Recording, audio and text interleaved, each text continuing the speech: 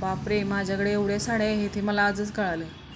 दिवसभर सगळे कपडे भांडे वगैरे सगळे झाले. 12-1 वाजलेल्या. चला म्हटलं आता कपाडाची अवस्था बघावी काय झाले म्हणून कपाडात साड्या लावायला घेतल्या. तर हे बघा माझ्याकडे एवढ्या साड्या आहेत. मग काय फक्त साड्याच बघून पोट भरणार आहे, बाकीची कामं पण आहेतच की. चला दुपारची भांडी पडलेली ते जेवलेली पटकन म्हटलं घासून घेते. पटकन म्हणजे तरी आत्ता मला वाटते 4-4:30-5 वाजले होत्या. मग काय भांडी घासल्यानंतर ना चहा तर घ्यायलाच पाहिजे. चहाशिवाय तर कामाला मूड येणारच नाही आहे.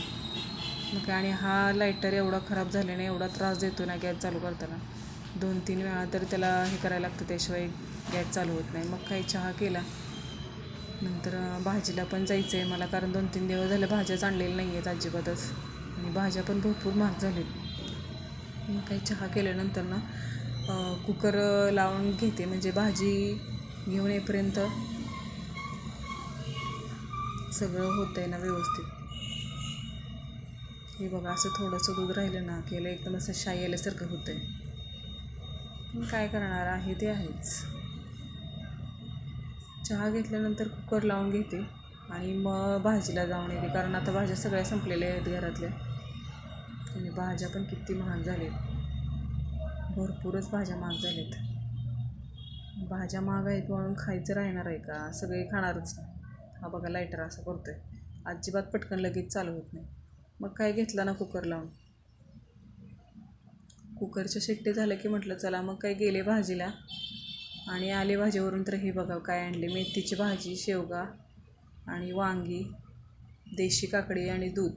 ही मेथीची भाजी 30 रुपयाला भेटली मला, आणि शेवगासुद्धा 40 रुपये पावशेर आहे. ते मी फक्त 20चाच आणला, अर्धा पावशेर. काय करायचं जास्त. मी वांगी पण 10चीच आणली. मग काय सकाळी लवकरात तरची स्कूल असते त्यामुळं दूध पण आत्ताच घेऊन आली. मग काय चला आता नंतरचं काम तर आहेच की. भाकरी अत्तरव तर अजिबातच खात नाही भाकरी. त्याला छोटीशी भाकरी तर जबरदस्ती मी त्याला देते भाकरी.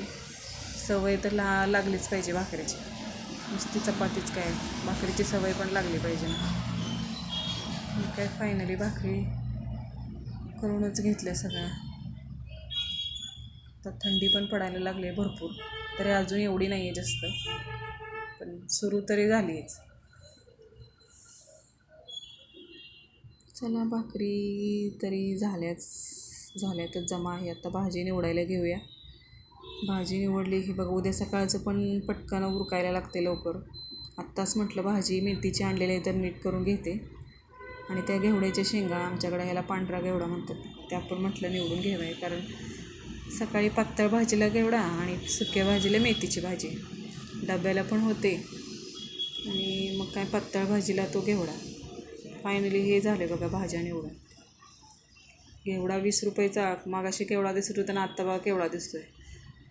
चला तुम्हाला एक स्वामींची मूर्ती दाखवते. लाईट घालवल्यानंतर बघा, हे बघा मी वटवृक्षाचं पूर्ण आणलेलं आहे. लाईट घालवल्यानंतर खूप छान दिसते हे मूर्ती, आणि हे त्याच्यात लाईट आहे, दिसायला किती मस्त दिसते ना. चला बाय.